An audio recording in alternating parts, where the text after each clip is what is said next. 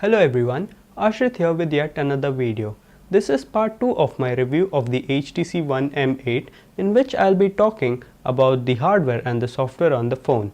If you still haven't watched my first part, then I'll put a link to it in the description below. Speaking of the hardware, the HTC One M8 has a 5-inch 1920x1080 Full HD display, a 2.5 GHz quad-core Qualcomm Snapdragon 801 processor, 16 GB ROM with micro SD card support, 2 GB RAM, and to power it all, we have a 2600 mAh battery. Now one thing worth noting is that this phone has two variants. One is the United States variant and another is the Asian variant. The United States variant has a Qualcomm Snapdragon 801 AB processor which is clocked in at 2.3 GHz, whereas the Asian variant has a Qualcomm Snapdragon 801 AC processor which is clocked in at 2.5 GHz. One more notable difference is that in the RAM. The United States variant has a 2 GB DDR3 RAM, whereas the Asian variant has a 2 GB DDR2 RAM.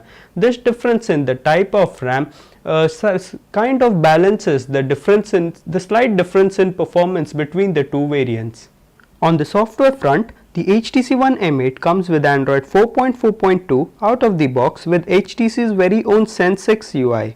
Some of the notable features in the Sense 6 UI is the ability to choose from 4 predefined themes and the ability to change the system font.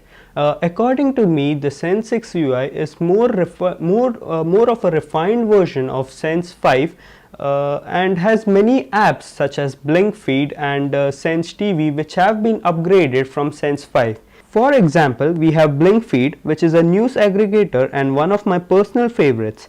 The tip to make the most out of it is to choose only those feeds that interest you.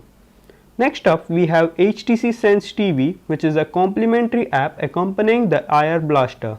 It helps you configure your remote and also doubles up as a TV guide. One more feature I love on the HTC One M8 is the karaoke feature. As the name suggests, it fetches the lyrics of the song so that you and your friends can sing along.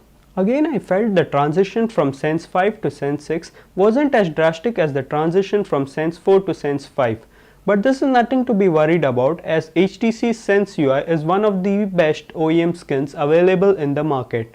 Now, to check the sync between the hardware and the software, here are some of the benchmark tests that I performed on the HTC One M8.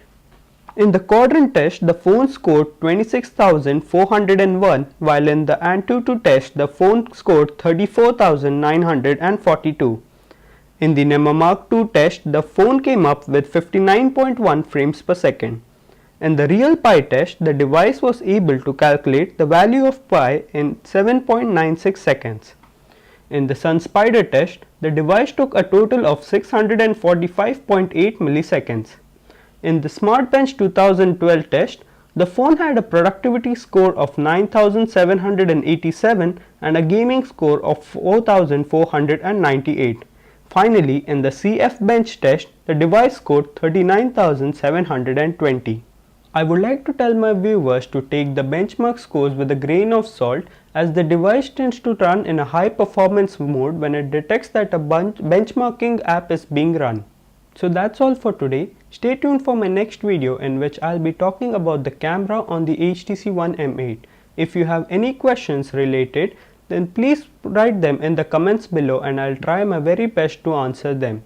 Like always, if you like this video, then don't forget to hit the thumbs up button, and to keep track of my latest videos, don't forget to hit the subscribe button.